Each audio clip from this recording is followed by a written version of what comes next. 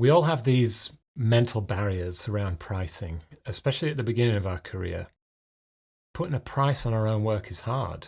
It's hard to talk about money. It's hard to know if you're pricing too high or too low. Illustrators can be solitary creatures. It's hard to ask for advice. And there is a lot of different advice out there. You don't necessarily know if you're getting the right advice. I could tell you it gets easier with experience. It does, by the way, but that's not much use to you now. To be honest, there are opposing views in my mind even now, and I have a lot of experience. So there may be some contradictions in here, but let's see if we can break down some of the mental barriers we have around putting a price tag on our own work. The first barrier is simply being uncomfortable talking about money.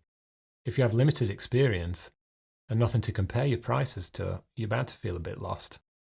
There's a lot of different advice out there for freelancers in general about how to set prices. But the truth is, you won't be able to price accurately for you until you have a few years of experience. By then, you'll know how long things take and how easy or difficult certain types of jobs are, and also what different kinds of clients can afford. At the beginning of your career, price guides like this Graphic Artists Guild handbook can be really handy. Just to give you a ballpark idea, this one is specifically for the US. There are others for the UK.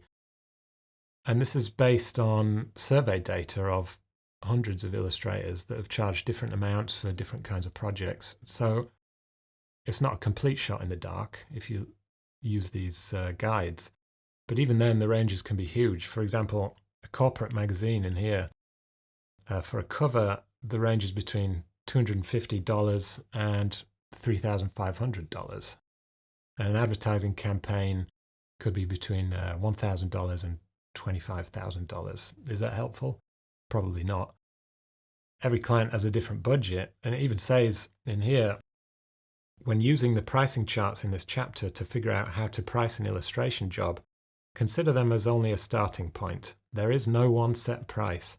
Each project has its own specifications, artistic considerations, and level of complexity. And then it goes on to list a lot of variables. It's an interesting read, but I'm not sure how practically useful it is to learn pricing from. Try and find out what other illustrators charge. That can be a bit awkward, but it is data that you can use. If you know what 3 other illustrators are charging for a magazine cover, you can triangulate the right price somewhere between those 3. And don't be scared to ask your client what their budget is. It takes a hell of a lot of stress out of it. And most can't tell you. You'll likely start out working in magazines. They know what their budget is for a page or feature, so there's no good reason not to tell you if you ask nicely. Pricing is an emotional thing for you. You're worried you look like you don't know what you're doing. If you price too high, you'll lose work that you desperately need. But it's not emotional for the client most of the time. Art directors aren't spending their own money. Their salary doesn't depend on what they negotiate with you. Yours does. They're spending company money. The boss gives them the budget, and they find the best solution within that budget. It's just part of the job for them. It's not personal for them. It's not emotional for them. They're comfortable talking about money, and they expect it. So you should too. You might be worried about pricing too low and ending up working for a fee that you're unhappy with. And you probably will do that. But as frustrating as it might be in the moment, you'll learn an important lesson. You'll know almost immediately that you've undervalued yourself, and hopefully you won't do it again. Treat it as part of the learning process. Being worried about pricing too low is really not something to worry about. You might have one miserable week working on an underpaid project, but you'll know a hell of a lot more about what your work is worth after that. Worrying about pricing at the start of your career is such a waste of energy.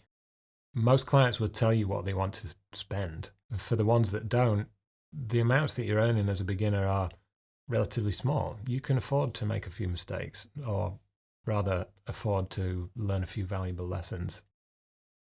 You do need to know how to price when you get into higher paying jobs and bigger clients.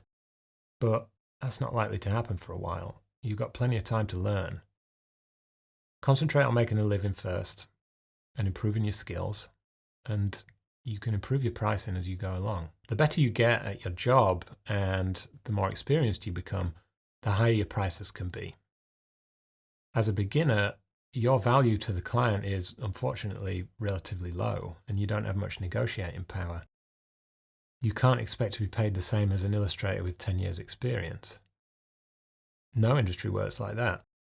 You should be paid fairly, and you shouldn't consciously be undercutting anybody, but those huge price ranges from the guide are survey results from everything from beginners to, 25 plus year professionals. If you try to charge the same as a more experienced artist, they'll just hire the more experienced artist. Part of the appeal for a client of working with a less experienced illustrator is that you probably cost less, and that can be an advantage for you. It can be easy to build pricing up in your head into something massively stressful. You become scared of even bringing it up with your client. But the truth is, a lot of clients are far more concerned with reliability. They want someone who's reliable, easy to work with, someone that makes great work, because in turn, that makes the art director look good. Price is sometimes pretty far down the list. There are exceptions, of course. Some small businesses may only be interested in the price.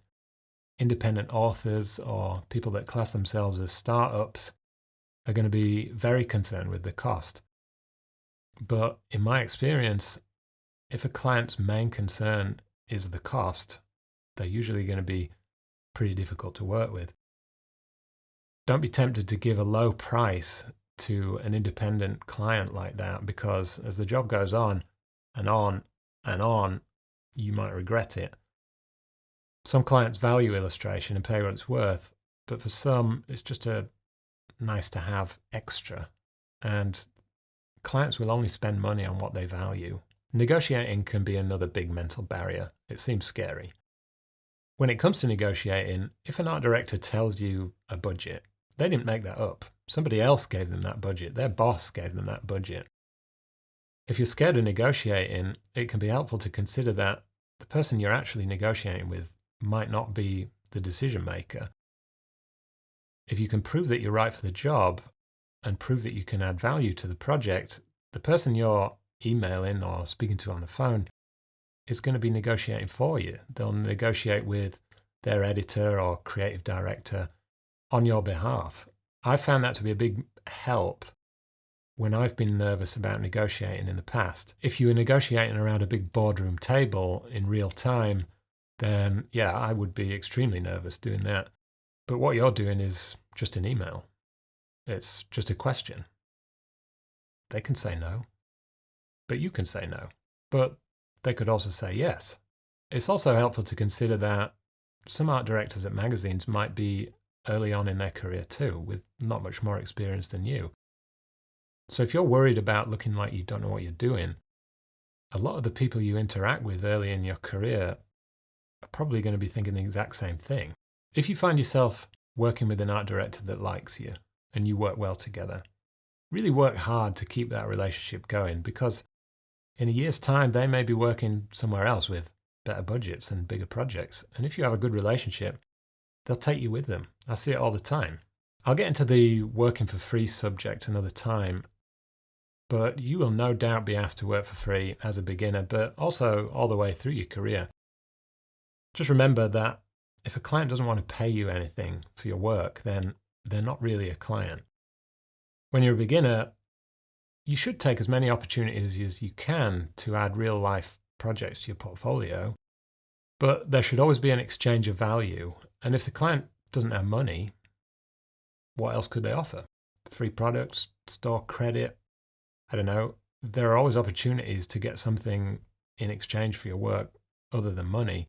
It shouldn't be the goal. It's not ideal, and you certainly shouldn't do it too often. But if you see a project you like that you want to work on, it might be worth exploring that possibility. The vague promise of exposure, however, is not a fair trade for your time. I hope this will come in handy sometime. If you have any comments or questions, let me know.